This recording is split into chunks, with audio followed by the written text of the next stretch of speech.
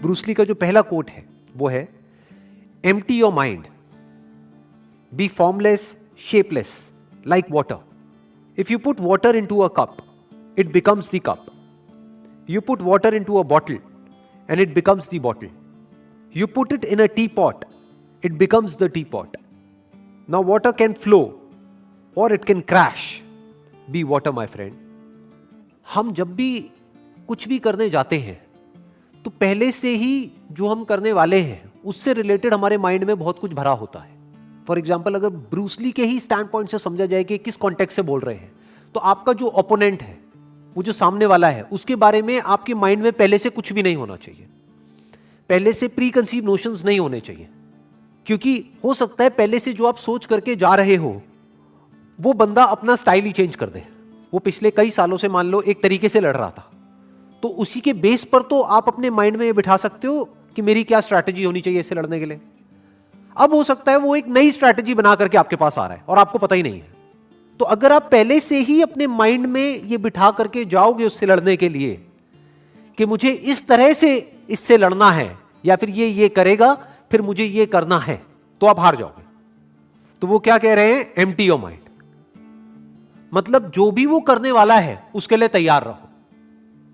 Never have pre conceive notions in your mind about life. अगर वहां पे देखा जाए ब्रूस ली के कॉन्टेक्स्ट में, तो ओपोनेंट है सामने कोई. अगर हम अपने आप से रिलेट करें तो हमारी लाइफ में क्या होता है, इस ओपोनेंट को हम क्या बोल सकते हैं. लाइफ में जो प्रॉब्लम्स आ रही हैं, जो चैलेंजेस आ रहे हैं, जो भी मुश्किलें आ रही हैं, तो उनको अपने पास्ट के नजरिए से मत देखो, नहीं तो आप फंस जाओगे. क्योंकि हो सकता है अब जो चैलेंज आया आपको आज, वो नया चैलेंज है. और हो सकता है क्या, हमेशा लाइफ नए चैलेंजेस आपके सामने लेकर के आती है. जो आज से पहले कभी नहीं हुआ है, ऐसी ऐसी चीजें हो जाती हैं. जो हमने सोचा भी नहीं होता है, ऐसी ऐसी चीजें हो जाती हैं. तो अगर उन प्रॉब्लम्स के हमको सॉल्यूशंस निकालने हैं, तो हमारा माइंड पूरी तरह से खाली होना चाहिए उस प्रॉब्लम से रिलेटेड जो भी कुछ हमारे माइंड में पहले से भरा पड़ा है उससे.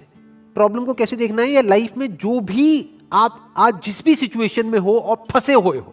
बहुत बार लाइफ में ऐसा होता है कि हम फंस जाते हैं, बट प्रॉब्लम क्या होती है, हम सॉल्यूशन निकाल रहे होते हैं अपनी मेमोरी के बेस पर, और हम और फंसते चले जाते हैं. क्योंकि जो हमने पास्ट में किया उसी वजह से तो हम इस सिचुएशन में फंसे हैं. सोचो, हम अपनी थिंकिंग की वजह से ही तो फंसते हैं लाइफ में जाकर के एक ना एक पॉइंट पे. किसी बंदे की थिंकिंग ठीक नहीं थी, इस वजह से वो जो काम कर रहा है, मान लो कोई बिजनेस कर रहा है और उसमें सक्सेसफुल नहीं हो पा रहा है, बट वो अपनी उसी थिंकिंग के बेस पे उसका सोल्यूशन निकालना चाहता है. कभी नहीं निकाल सकता, इम्पॉसिबल. पहले उसको अपनी ही उस थिंकिंग से फ्री होना होगा, क्योंकि उसकी ही थिंकिंग की वजह से उसके बिजनेस में प्रॉब्लम्स क्रिएट हो रही हैं. उसको एक नई थिंकिंग चाहिए. अब नई थिंकिंग मतलब क्या, कि कुछ भी नया सोचने लग जाओ, नहीं. जो प्रॉब्लम आ रही है उस प्रॉब्लम को एज इट इज देखना है, उस प्रॉब्लम के साथ में एक हो जाना है. जैसे पानी जिस रंग में डालते हैं उसी रंग में एक हो जाता है. पानी को जिस कप में हम डालते हैं वही फॉर्म ले लेता है. यही बात यहां पे कही जा रही है. यानी कि आप एक हो जाओ लाइफ में जो भी आपको प्रॉब्लम आ रही है उसके साथ में. तो जब आप पूरी तरह से प्रॉब्लम के साथ में जुड़ जाते हो, आपका ध्यान, आप मतलब क्या, आपका ध्यान प्रॉब्लम के साथ में पूरी तरह से एक हो जाता है, तब उसी प्रॉब्लम में आपको सॉल्यूशन नजर आ जाता है.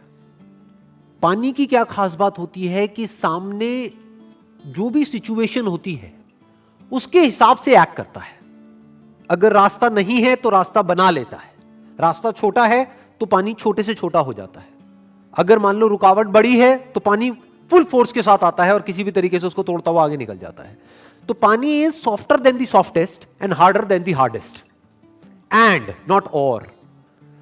ज्यादातर लाइफ में या तो चीजें हार्ड होती है या सॉफ्ट होती है. पानी की क्वालिटी क्या है, it is lighter than the lightest, softer then the softest and harder than the hardest. कि पानी अगर अपने पे आ जाए, जैसे कि सुनामी आती है, तो बड़ी बड़ी बिल्डिंग्स भी उसके आगे नहीं टिक पाती है. और ऐसी ऐसी जगहें होती है जहां से कि निकलना नेक्स्ट टू इम्पॉसिबल होता है, लेकिन वहां से पानी निकल जाता है. क्यों? क्योंकि it is flexible, it is softer then the softest. उसकी पहले से कोई फॉर्म नहीं है, पहले से कोई शेप नहीं है, तो इसलिए वो कोई भी फॉर्म ले सकता है, कोई भी शेप ले सकता है. जिसकी पहले से ही कोई फॉर्म है तो उसकी फॉर्म टूट जाएगी अगर उसको कोई नई फॉर्म लेनी है तो. अगर मैं इसका एक प्रैक्टिकल एग्जांपल दूं, दो रिलीजन्स हैं और उन दो रिलीजन्स की दो अलग अलग बुक्स हैं, और दोनों में कुछ बातें सही हैं, कुछ बातें गलत हैं। अगर आपको दूसरे की बुक में से जो बातें सही है उसको सीखना है, उसको समझना है, तो पहले आपको न्यूट्रल होना पड़ेगा, पानी के जैसा होना पड़ेगा। जो दोनों रिलीजन्स में से एक रिलीजन को ही पकड़ करके बैठा होगा स्ट्रांगली, तो वो अपने ही रिलीजन्स की कमियां नहीं देख पाएगा। उस बुक में जो गलत है वो नहीं देख पाएगा, और उधर जो सही है वो नहीं देख पाएगा। बट अगर कोई पानी के जैसा है, यानी वो किसी एक को नहीं पकड़ रहा है, उसकी कोई फॉर्म नहीं है, तो अब वो कोई भी बुक पढ़ सकता है किसी भी रिलीजन की, और उसमें से जो सही है उसको निकाल सकता है और अपनी लाइफ में उतार सकता है और अपनी लाइफ में चेंजेस लेकर के आ सकता है। तो ये बात यहां पर कही जा रही है कि लाइफ में अगर आप एक्चुअल में ग्रो करना चाहते हो या फिर अनस्टॉपेबल होना चाहते हो in the real sense, not theoretically but actually, तो उसका सिर्फ एक तरीका है, you need to be like water. Next quote is, do not pray for an easy life, pray for the strength to endure a difficult one. Do not pray for an easy life. क्यों? क्योंकि life तो easy है ही नहीं। तो अगर आप एक easy life के लिए प्रे कर रहे हो तो आपकी प्रेयर ही गलत हो गई, आपकी एक्सपेक्टेशन ही गलत हो गई। आपकी एक्सपेक्टेशन ऐसी हो गई जो कभी पूरी हो ही नहीं सकती। कोई इंसान तो क्या, भगवान भी आपकी एक्सपेक्टेशन को पूरी नहीं कर सकता अगर आप कहते हो कि मुझे एक आसान जिंदगी चाहिए। आसान किसी की नहीं है जिंदगी। जो पैसे वाले हैं, मान लो कोई बच्चा है, वो किसी बहुत पैसे वाले घर में पैदा हो गया है, अरे उसकी अलग प्रॉब्लम्स है, और जो एक गरीब घर में पैदा हुआ है उसकी अलग प्रॉब्लम्स है। ऐसा नहीं है कि उसकी लाइफ में कोई प्रॉब्लम्स ही नहीं है, ऐसा कोई नहीं है। तो क्या कहा जा रहा है कि अगर प्रे करना ही है भगवान से या जिसको भी आप मानते हो उससे प्रे करना ही है, तो ये करो कि हे भगवान, मुझे एक आसान जिंदगी मत दो, क्योंकि जिंदगी तो आसान है ही नहीं। मुझे स्ट्रेंथ दो कि मैं एक मुश्किल जिंदगी को भी एंड्योर कर सकूं, सह सकूं। यानी मेरी सहन शक्ति को बढ़ाओ भगवान, मेरी स्ट्रेंथ को बढ़ाओ, मेरी पावर्स को बढ़ाओ। मुझे ऐसा बनाओ कि मुझे जिस भी माहौल में डाल दिया जाए, चाहे वो माहौल कितना भी अनकंफर्टेबल लग रहा है, मैं उसको सह सकूं। फॉर एग्जाम्पल, अगर आपको एक अच्छी बॉडी चाहिए तो उसके लिए दर्द सहना पड़ेगा, तो भगवान से प्रे करना ही है। तो भगवान से ये मत प्रे करो कि हे भगवान मेरे को एक अच्छी बॉडी दे दो। भगवान से प्रे क्या करना है कि हे भगवान मुझे शक्ति दो कि मैं उस दर्द को सह सकूं जो दर्द मुझे होने वाला है जब मैं अपनी बॉडी को बनाऊंगा तब। लाइफ में जो मुश्किलें हैं उससे लड़ने की ताकत एकदम से नहीं आती है। तो अगर आपको एक आसान जिंदगी मिल गई तो हो सकता है आपको यह भी लगे कि मेरे साथ में अच्छा हो रहा है, लेकिन एक्चुअल में आपके साथ अच्छा नहीं हो रहा है, बुरा हो रहा है। क्योंकि अगर आपको थोड़ी थोड़ी मुश्किलें मिलती रहे लाइफ में, तो धीरे धीरे आने वाले टाइम में आप इस लेवल पे आ सकते हो कि बड़ी से बड़ी मुश्किल से भी टकरा सको। Next quote is, I fear not the man who has practised 10,000 kicks once, but I fear the man who has practised 1 kick 10,000 times. अगर इस कोट को हम ध्यान से समझे तो इसमें प्रैक्टिस को डिफाइन किया जा रहा है कि प्रैक्टिस का मतलब होता क्या है। जिसने प्रैक्टिस कर रखी है किसी एक काम की, बार बार बार बार बार बार बार बार बार बार जब हम प्रैक्टिस करते रहते हैं तो क्या होता है, तो हम एक स्टेट में चले जाते हैं जिस स्टेट को बोलते हैं द स्टेट ऑफ फ्लो। और स्टेट ऑफ फ्लो में क्या होता है कि वो काम अपने आप होने लग जाता है। एक है आपको सोच करके एक काम को करना होता है, तो बीच में एक फिल्टर आ गया। जैसे एक आदमी ने अगर एक किक की प्रैक्टिस 10 बार करी है, तो अब अगर उसको उस किक को उसी जगह पे मारना है, सामने वाले को, ओपोनेंट को, जिस जगह पे वो मारना चाहता है, मान लो नेक के यहां पर, तो उसको पहले सोचना पड़ेगा, वहां पर बड़ा दिमाग लगाना पड़ेगा, ध्यान लगाना पड़ेगा, तब जाकर के वो शायद हिट कर पाएगा। लेकिन अगर 10,000 बार उसने उसकी प्रैक्टिस कर रखी है या 1000 बार प्रैक्टिस कर रखी है एग्जैक्ट उसी की, तो अब उसको दिमाग लगाने की जरूरत नहीं है। या ये कह लो, ये जो दिमाग लगाने का काम है ये इतनी तेजी से हो जाएगा कि पता भी नहीं लगेगा, ऐसा लगेगा कि दिमाग लगा ही नहीं है। वो गैप बीच में से हट गया, यानी वो काम बहुत ही स्पीड से हो जाएगा। और स्पीड का ही सारा खेल होता है कि कौन सा काम कितनी स्पीड से हो रहा है, स्पेशली लड़ाई में, जिस कॉन्टेक्स्ट में कहा जा रहा है। फ्रैक्शन ऑफ सेकंड्स का डिफरेंस होता है कि जिस आदमी ने 10 बार प्रैक्टिस करी है, मान लो उसको वो किक सही जगह तक पहुंचाने में 1 सेकंड लगेगा, और जो दूसरा आदमी है उसको आधा सेकंड लगेगा।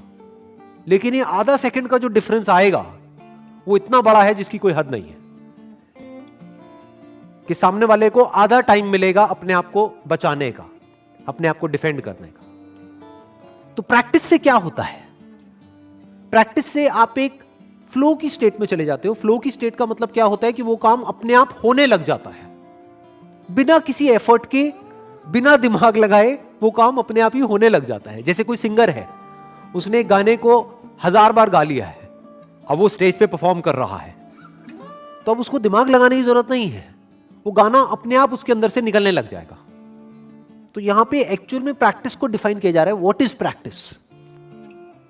और प्रैक्टिस जब भी हम लाइफ में करते हैं उसमें फोकस का बहुत बड़ा रोल है, नहीं तो वो प्रैक्टिस बेकार है। पहले आपको चूज करना पड़ेगा कि मुझे फोकस कहां करना है, और फिर जो भी उससे रिलेटेड नहीं है उसको मना करना होगा, उसको हटाना होगा। फिर जहां पर आपका फोकस है वहां पे रेपिटेशन चाहिए, बार बार उसको रिपीट करना होगा। इनफैक्ट रिपीट हो ही जाएगा ना, जब आप कुछ और कर ही नहीं रहे हो और वही एक काम कर रहे हो, आपके पूरा माइंड बॉडी एक ही काम में लग रहा है, तो अपने आप ही आप उसमें मास्टर होते चले जाओगे। इनफैक्ट एक कोटेशन है, practice makes the man perfect. ये सही नहीं है।